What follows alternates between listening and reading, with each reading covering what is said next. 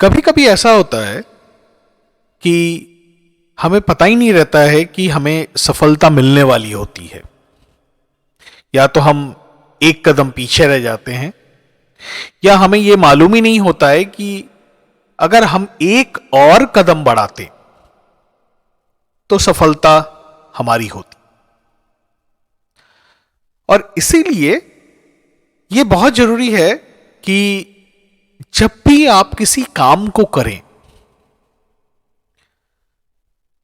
सबसे पहले जो आपको ध्यान में रखना होता है वो ये कि आपका गोल क्या है और फाइनल आउटकम क्या होगा।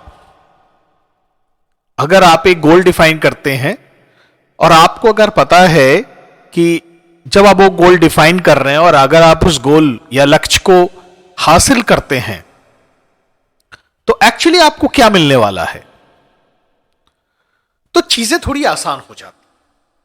जैसे मैं आपको एक एग्जांपल देता हूं।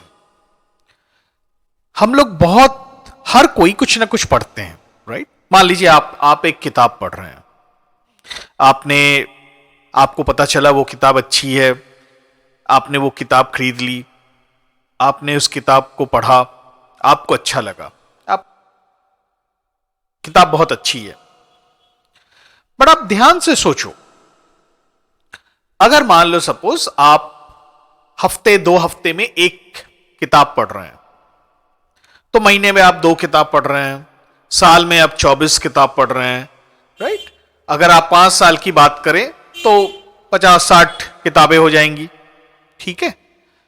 आप अगर यही सोचो कि पहले दिन से जब आप वो किसी भी किताब को आपने पढ़ना शुरू किया, किताब पढ़ने के बाद अगर आपने अपना एक ब्लॉग बनाया होता बुक रिव्यू का, कि आपने किताब पढ़ा और उसका रिव्यू आपने अपने ब्लॉग में लिखा। आप सोचो आज के डेट में अगर 4-5 साल से अगर आप ये काम कर रहे होते तो आज के डेट में आपके पास 50-60 रिव्यूज होते। यह भी हो सकता है कि आपके रिव्यूज को लोगों को इतना पसंद आते कि लोग आपके ब्लॉग को सब्सक्राइब करते, और साथ में ऐसा भी हो सकता है कि आप उस रिव्यू के कारण आपको खुद और कई अपॉर्चुनिटीज मिलती, जैसे लिटरेरी फेस्टिवल्स में जाने की या किसी बुक लॉन्च में जाने की। ऐसी बहुत सारी अपॉर्चुनिटीज आपको मिल सकती थी। एक एक्स्ट्रा स्टेप, एक अतिरिक्त कदम, मैंने पढ़ाई किया, मैंने रख दिया, एक कदम मैं चलता और उस किताब का रिव्यू लिखता, वो मुझे हो सकता है कहीं और पहुंचा देता। इसी तरीके से कई चीजें होती हैं। हर कोई कुछ ना कुछ लिख सकता है, बोल सकता है, दिखा सकता है, कर सकता है। वो एक्स्ट्रा कदम उसको हमेशा ही हेल्प करेगा। अब ऐसा ध्यान से सोचो कि अगर कोई स्टूडेंट है जिसको प्रैक्टिकल्स बहुत पसंद है, साइंस बहुत पसंद है, उसको उसकी साइंस के बारे में पढ़ना बहुत पसंद है, वो दिन रात पढ़ता रहता है, कभी ब्लॉग्स पढ़ता है, रिसर्च पेपर्स पढ़ता है, किताबें पढ़ते हैं, बहुत कुछ पढ़ता है, उसको मजा आता है नई नई चीजों को जानना। अब अगर मान लीजिए वो क्लास 8th या 9th में है और उस समय उसको किसी ने सही तरीके से यह बता दिया कि बेटा आप एक काम करो, आप एक ब्लॉग बनाओ अपने पेरेंट्स की मदद से। डेफिनेटली हमारे देश में बहुत सारी साइट्स हैं जहां पे आप 18 ईयर्स से पहले आप अपना अकाउंट नहीं बना सकते। आपने अपनी आपके पेरेंट की मदद से आपने एक ब्लॉग बनवाया और आप जो भी पढ़ाई कर रहे हैं उसके बारे में और जो आपका रिसर्च है सब मिला के आपने एक ब्लॉग लिखना शुरू किया जब आप क्लास 9th में है, मान लीजिए।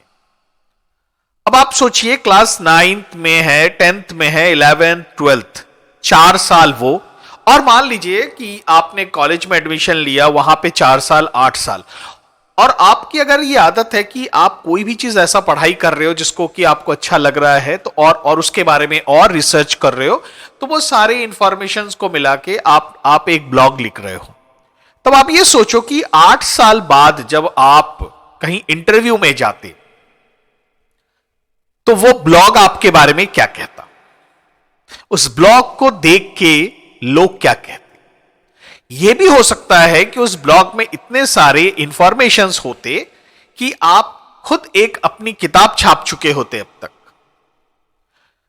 सो हमेशा याद रखिए कि आप कुछ भी कर रहे हैं, आप एक और एक्स्ट्रा स्टेप लेके एक अलग ही दुनिया में पहुंच सकते हैं, अपने लिए नई नई अपॉर्चुनिटियां क्रिएट कर सकते हैं।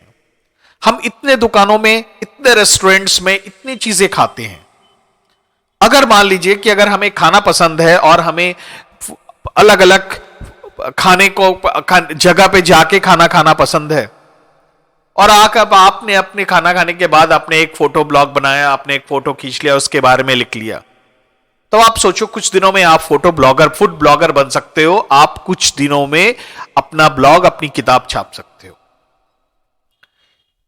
हर चीज जो आपको पसंद है वो उसमें आप एक और एक्स्ट्रा स्टेप लेके, एक अतिरिक्त कदम लेके आप उस अपने एक पैशन को आप कैरियर में भी बदल सकते हो।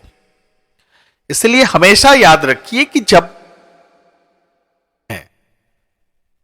कोशिश करिए कि उसका एक रिजल्ट निकले। सही बात है कि हर चीज का रिजल्ट नहीं निकल सकता, बट अगर आप ध्यान से देखो तो ऐसे बहुत ज्यादा चीजें हैं जिसका कि एक एक्स्ट्रा स्टेप आप लेते तो चीज बात ही अलग होती।